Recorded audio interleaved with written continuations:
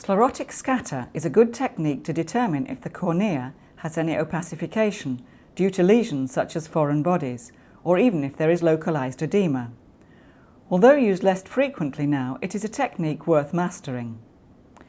In this technique, we must first focus the observation system accurately onto the anterior surface of the cornea. This may be done by forming a really sharp optical section of the cornea, as shown here. Alternatively, we can do this by reducing the height of the slit and observing the tear debris on the anterior surface of the cornea, as seen here.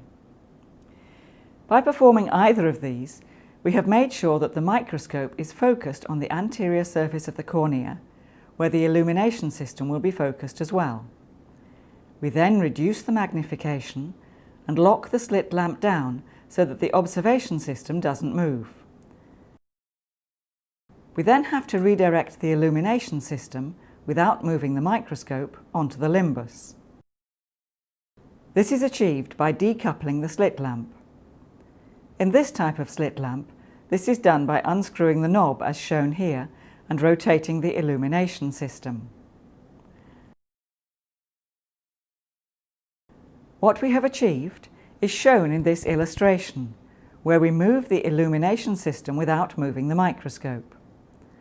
As the slit hits the edge of the cornea, we get total internal reflection, as shown by the yellow zigzags, and the light will then come out at the other end of the cornea.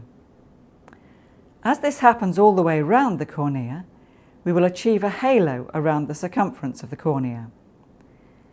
If there are any imperfections in the cornea, such as this lesion here, they too will scatter light, and this scattered light will be seen against the dark background of the pupil, as shown here. This is what we have achieved as shown in this image.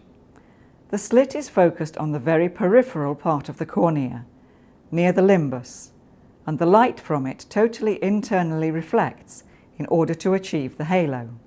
In this technique, we must switch off all the room lights so that the ambient illumination is as dark as possible, thereby allowing us the best opportunity of seeing a small area of scatter from the central part of the cornea.